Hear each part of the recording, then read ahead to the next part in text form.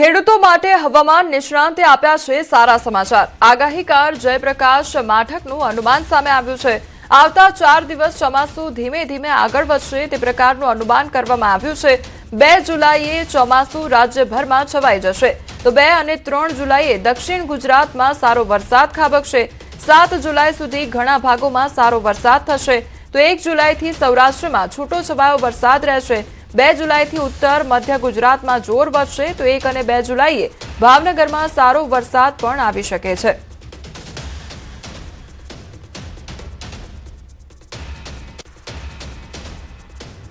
તો ખેડૂતો માટે હવામાન નિષ્ણાંત દ્વારા વરસાદને લઈને આગાહી કરવામાં આવી છે। 2 જુલાઈએ ચોમાસું રાજ્યભરમાં છવાઈ જશે તે પ્રકારનું અનુમાન લગાવવામાં આવ્યું છે। આગાહીકાર જયપ્રકાશ માઠક દ્વારા આ આગાહી કરવામાં આવી છે તો આગામી સમયમાં વરસાદી માહોલ જોવા મળી શકે છે। ચોમાસું ખેંચાતા કેન્દ્રીય સહકારિતા મંત્રી અમિત શાહે વ્યક્ત કરી છે ચિંતા। ગાંધીનગરમાં અમિત શાહની અધ્યક્ષતામાં બેઠક મળી। ચોમાસા ખેંચાવા અંગે બેઠકમાં વ્યક્ત કરી ચિંતા। ત્યારે વહીવટી તંત્રને આગોતરું આયોજન કરવા માટે સૂચના પણ આપવામાં આવી છે। પાણી ઘાસચારા અંગે અત્યારથી જ આયોજન કરવા માટે સૂચના આપવામાં આવી છે। સંભવિત પાક નુકસાની અંગે સર્વેની તૈયારી કરવા પણ સૂચના આપવામાં આવી છે। વાવેતર ન કર્યું હોય તેવા ખેડૂતોને પાક વાવેતર ન કરવા સમજાવવા માટે સૂચના આપવામાં આવી છે। પડતર વિકાસ કાર્યો પૂર્ણ કરવા માટે સૂચના આપવામાં આવી તો મહત્વના કામોની પ્રગતિની સમીક્ષા પણ કરવામાં આવી છે। નબળા ચોમાસાના જોખમને લઈને સરકાર એલર્ટ મોડ પર જોવા મળી રહી છે। કેન્દ્રીય કૃષિ મંત્રાલય સતત સમીક્ષા કરી રહ્યું છે તો દિલ્હીમાં અલ્નીનો મોનિટરિંગ સેલની રચના કરવામાં આવી છે। ક્રોપ વેધર વોચ ગ્રુપની પણ રચના કરવામાં આવશે। રાજ્યોને પણ કંટ્રોલ રૂમ બનાવવા કૃષિ મંત્રીની સલાહ આપવામાં આવી છે। સતત સ્થિતિ માહિતીની સમીક્ષા કરવાનો પ્લાન તૈયાર કરવામાં આવ્યો છે। દર મંગળવારે કૃષિ મંત્રી સમીક્ષા કરી રહ્યા છે।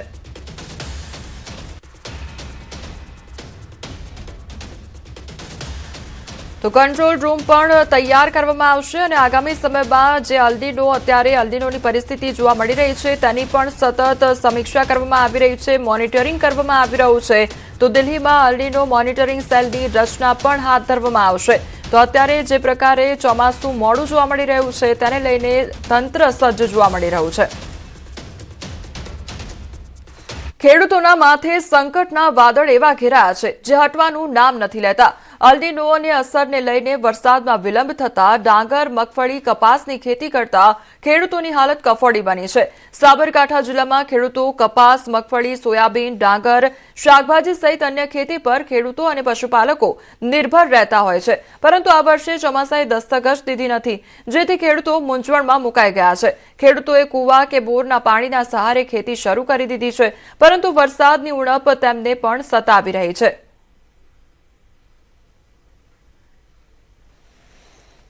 વરસાદ ખેંચાવામાં તો બહુ તકલીફ પડી છે। અત્યારે ઉપર વાદળા મંડાય છે, વરસાદ આવતો નથી અને વરસાદ નથી આવતો એટલે આ કૃત્રિમ બધું જો ને ફુવારા ડ્રીપ ને બધું પાથરીને હેરાન થઈએ છીએ।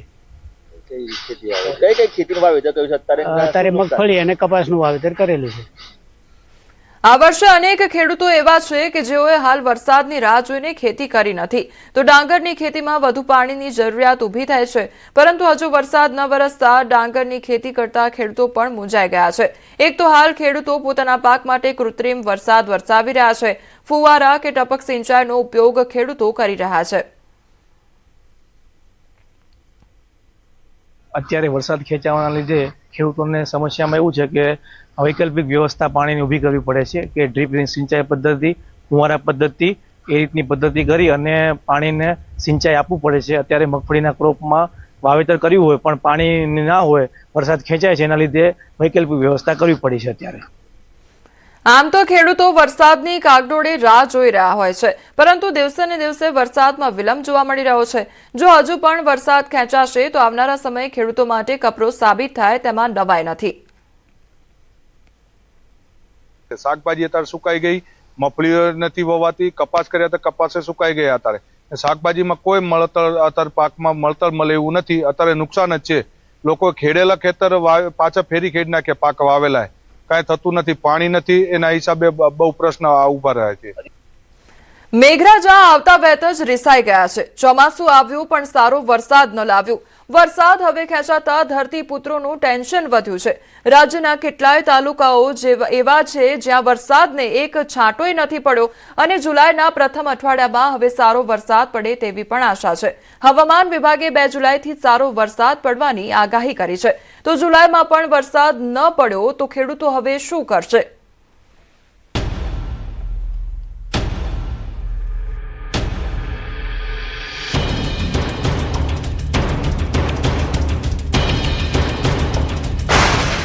ચોમાસું આવ્યું પણ વરસાદ ન લાવ્યું. 54 તાલુકામાં વરસાદનો ટીપુય નહીં. હવે ચોમાસું આગળ વધવાના અણસાર. आने वाले 3 से 4 दिनों में गुजरात के कुछ पार्ट्स में मानसून एडवांस का पूर्वानुमान है. વરસાદ ખેંચાયો, ઉઠ્યો પાણીનો પોકાર. અત્યારે ખેડૂતોએ જે ઉનાળામાં પાણી હતા એના કારણે વાવેતર કરી દીધું છે, મગફળીનું ને બધું વાવેતર. પણ પાક અત્યારે ઊભો સુકાઈ રહ્યો છે એવી હાલત છે. અત્યારે પાણી જો ડેમમાં સમયસર છોડવામાં આવે તો પાકને નવું જીવતદાન મળી શકે એવી સ્થિતિ છે. મેઘરાજાને રીઝવવા નિભાવાઈ રહી છે પરંપરા. ગુજરાતમાં ચોમાસાનો ચિંતાજનક પ્રારંભ થયો છે. ગુજરાતમાં સામાન્ય રીતે જૂન મહિનાના મધ્ય સુધીમાં મેઘરાજા ધમાકેદાર એન્ટ્રી કરી લેતા હોય છે, પરંતુ આ વર્ષે સ્થિતિ ચિંતાજનક જોવા મળી રહી છે. જૂન મહિનો હવે પૂર્ણ થવાના આરે છે અને છતાં પણ રાજ્યના મોટાભાગના વિસ્તારો હજુ પણ કોરા ધાકોર છે. હવામાન વિભાગના આંકડા અનુસાર છેલ્લા 10 વર્ષમાં આ વર્ષે સૌથી ઓછો વરસાદ નોંધાયો. ચાલુ વર્ષે ચોમાસાની શરૂઆત અત્યંત ધીમી અને નિરાશાજનક રહી છે. 26 જૂન સુધીમાં રાજ્યમાં માત્ર 2.87% જ વરસાદ નોંધાયો છે. જો આપણે ગયા વર્ષના આંકડા સાથે સરખામણી કરીએ તો આ વર્ષની ગંભીરતા સ્પષ્ટપણે સમજી શકાય છે. ગત વર્ષે જૂન મહિનામાં 26.24% વરસાદ વરસ્યો, જે આ વર્ષે 27 જૂન સુધીમાં 2.87% જ છે.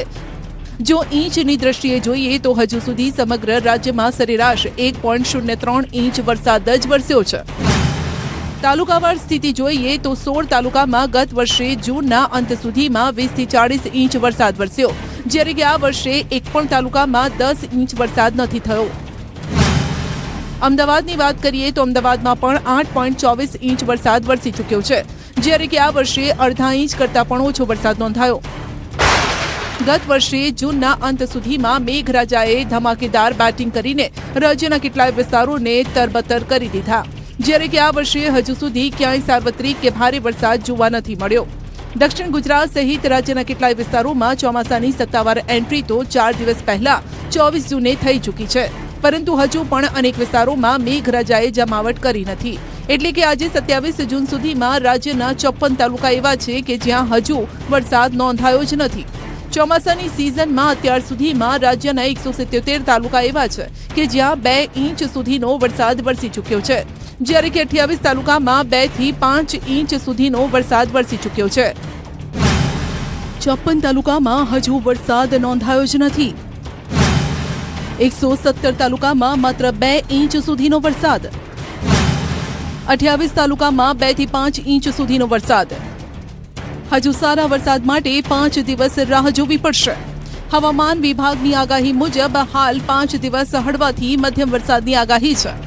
જો કે 2 જુલાઈએ 4 જિલ્લામાં ભારે વરસાદ પડી શકે છે, જેમાં સુરત, નવસારી, ડાંગ અને વલસાડનો સમાવેશ થાય છે.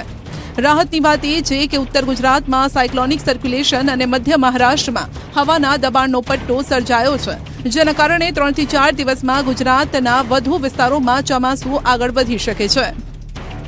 आने वाले 7 दिनों के लिए हम गुजरात स्टेट के लिए फोरकास्ट की बात करेंगे तो आने वाले 7 दिनों के लिए गुजरात रीजन में और साथ ही सौराष्ट्र और कच्छ में आइसोलेटेड प्लेसेस पे लाइट टू मॉडरेट रेन का पूर्वानुमान है.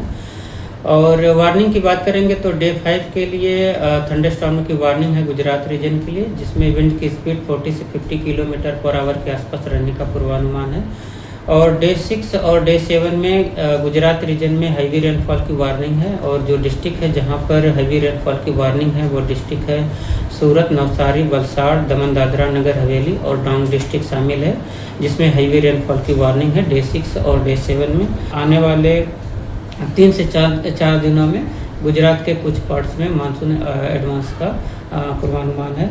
और सिनॉप्टिक सिस्टम की बात करेंगे तो जो अभी गुजरात स्टेट के आसपास जो सिनॉप्टिक सिस्टम्स बना हुआ है उसमें एक साइक्लोनिक सर्कुलेशन है जो नॉर्थ गुजरात के और नेबरहुड में बना हुआ है, और एक जो ट्रफ है जो कल भी था आंध्र प्रदेश से होते हुए मध्य महाराष्ट्र तक रन कर रहा था, वो आज भी परसिस्ट कर रहा है। વરસાદ ખેંચાયો, ખેડૂતો મૂંઝાયા। સિંચાઈ માટે પાણીનો પોકાર।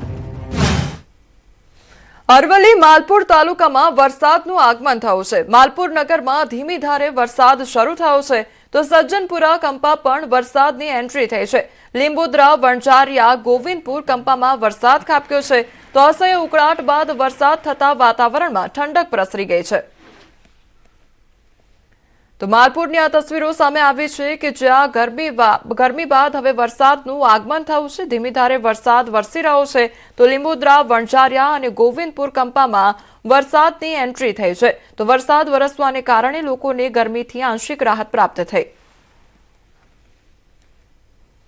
મધ્યપ્રદેશમાં ભારે વરસાદ બાદ સ્થાનિકોને હાલાકી વેઠવાનો વારો આવ્યો છે। બુરહાનપુરના ઘાગરલા દાલબહુ પુલ પર ગ્રામજનો જીવના જોખમે પાણીનો પ્રવાહ પસાર કરવા માટે મજબૂર બન્યા છે।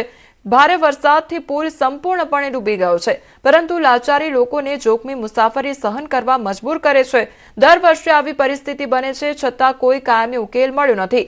ગ્રામજનો કહે છે કે પુલની ઊંચાઈ ઓછામાં ઓછી 5 ફૂટ વધારવાથી નોંધપાત્ર રાહત મળશે તો વહીવટીતંત્રની બેદરકારી અને જર્જરિત પુલ હવે કોઈ મોટી દુર્ઘટનાની રાહ જોઈ રહ્યો હોય તેવું લાગી રહ્યું છે।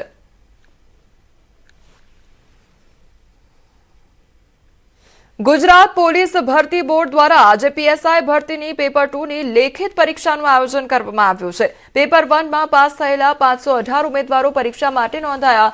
ગાંધીનગરના એલડીઆરપી કેમ્પસ સહિત 6 કેન્દ્રો પર આયોજન કરવામાં આવ્યું છે। પરીક્ષામાં 50 પોલીસ અને 100 શિક્ષણ વિભાગના અધિકારીઓ ફરજ પર મૂકવામાં આવ્યા છે તો સુરક્ષા માટે બાયોમેટ્રિક, ફેશિયલ રેકોગ્નિશન અને સીસીટીવી ટેકનોલોજીનો ઉપયોગ કરવામાં આવ્યો છે। સમગ્ર પ્રક્રિયા ડીઆઈજીપી અને એસપી કક્ષાના અધિકારીઓની સીધી દેખરેખ હેઠળ યોજવામાં આવી છે। બોર્ડ દ્વારા પારદર્શક પરીક્ષા માટે જહેમત પણ ઉઠાવવામાં આવી છે।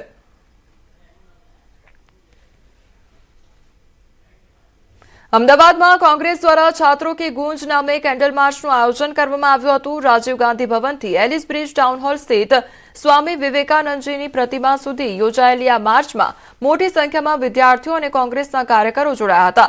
નીટ પરીક્ષામાં પેપર લીકની ઘટનાથી નિરાશ થઈ અમદાવાદના એક યુવકે આત્મહત્યા કરી હોવાના મુદ્દે કોંગ્રેસે આંદોલનાત્મક કાર્યક્રમ યોજ્યો હતો। કોંગ્રેસના નેતાઓને આ ઘટનાને અત્યંત દુર્ભાગ્યપૂર્ણ ગણાવીને જવાબદારો સામે કડક કાર્યવાહી કરવાની અને પીડિત પરિવારને ન્યાય આપવાની માંગ કરી હતી। સાથે જ વિદ્યાર્થીઓના હિત અને ભવિષ્યની સુરક્ષા માટે સતત લડત આપવાની ખાતરી પણ ઉચ્ચારી હતી। તો નીટ પરીક્ષામાં પેપર લીકને લઈને કેન્ડલ માર્ચનું આયોજન કરવામાં આવ્યું। છાત્રો કી ગૂંજ નામે કેન્ડલ માર્ચનું આયોજન કરવામાં આવ્યું। કોંગ્રેસના કાર્યકર્તાઓ દ્વારા આયોજન કરવામાં આવ્યું હતું। કોંગ્રેસ દ્વારા કેન્ડલ માર્ચનું આયોજન કરવામાં આવ્યું અને નીટની પરીક્ષામાં જે છબરડો થયો હતો તેને લઈને આયોજન કરવામાં આવ્યું। ये कैंडल मार्च प्रदेश कांग्रेस कमेटी, योग कांग्रेस, सैनिक स्वयं हमारे सब फ्रंटल के लोगों ने मिलकर किया है क्योंकि यहाँ पर एक देश में 30 के ऊपर बच्चों ने नीट के एग्ज़ाम चाहे अनेक एग्ज़ामों के अंदर में परीक्षा में पेपर लीक होने के कारण आत्महत्या कर ली है। उसमें का एक बच्चा इस शहर का है। इस शहर